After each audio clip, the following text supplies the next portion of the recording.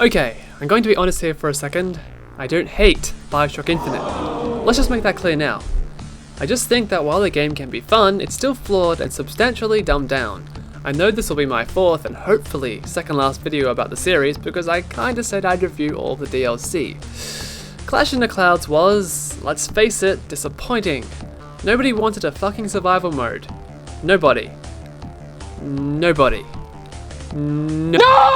I dare argue its sole purpose was to be something quickly made to pad out the season pass, later to be fulfilled by Burial at Sea parts 1 and 2. So today I'm going to be looking at part 1. Oh wait, sorry, one thing first. If the season pass is $20, assuming it gives you a $10 discount, then that means the other two DLCs will be $12.50 each. Or if they're in a well-rounded kind of mood, $15 each. You Jew motherfucker, you!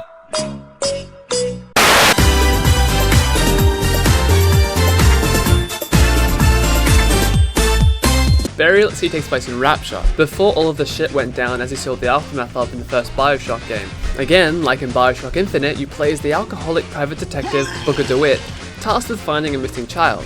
Of course, the person responsible for relaying this job to you is your companion from Infinite, Elizabeth, this time taking on the femme fatale role in its noir-esque setup.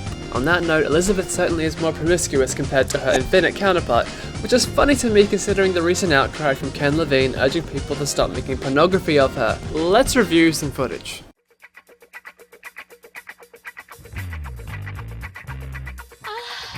Oh yes, one feels the urge to surrender. I must go. I must go. I feel a trifle swoony.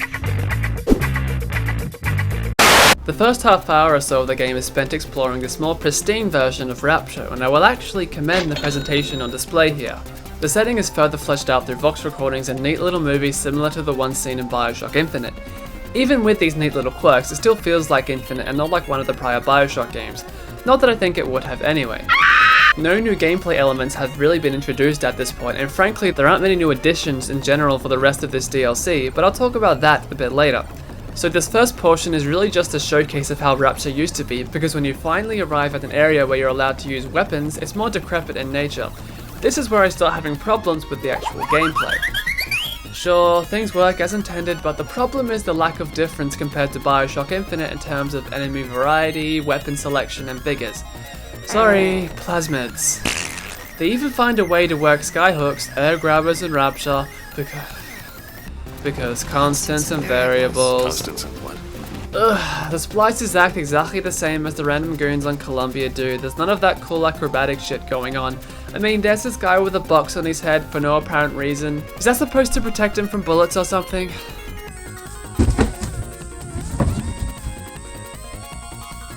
Anyway, there is one real attempt at a new enemy type, which is also the user of the only new plasmid in the DLC called Old Man Winter, which has the highly creative effect of freezing people whereupon you can shatter them. Otherwise, half of the completely unchanged vigors from BioShock Infinite return, and I still use possession most of the time because that shit is overpowered. Speaking of possession, how is it even legal? I know you're in some place where people can openly set others on fire if they so choose, but it's heavily implied, according to Infinite, that you use it to rape people. There's actually a part where Booker mentions tying some guy to a chair and interrogating him for 15 hours. Why didn't he just possess him for the information he wanted? Then rape him. Just in case you wanted some deeper gameplay, challenging puzzles return in the form of finding obviously placed vox recordings which give you codes to open doors about 50 meters away. Now I have to lock all my valuables in the closet. Remember 2076. 2076. 2076. Okay, I don't know what. I can't do it. Fuck it!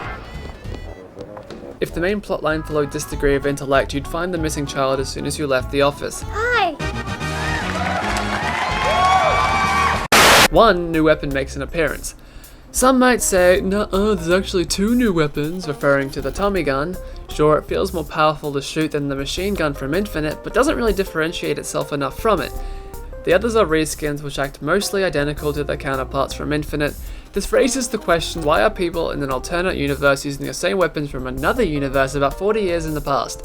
Is it being implied that Columbia received all of its weapon technology from Rapture via tears or whatever? Or did Ken Levine think we're unable to see their reskin guns? The new gun is kinda cool. You aim it at an enemy until they explode in an AoE by shooting microwaves at them or something. Clothing items also return, which provide you with neat little buffs. Rarely any of them have a noteworthy effect though, or really feel that useful at all. The only one I really liked was where it applied a random elemental effect to shots fired from your gun.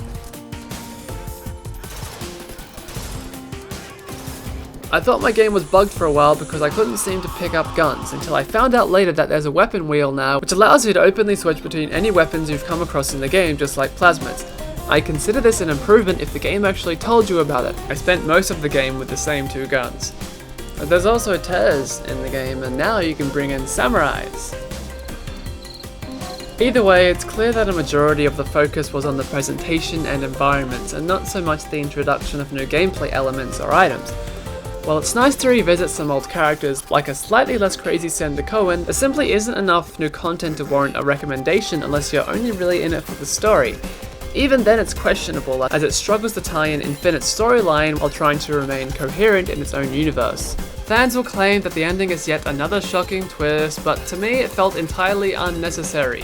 The only upside is that it leaves part 2 open to multiple possibilities. Until then, I'm remaining very, very skeptical.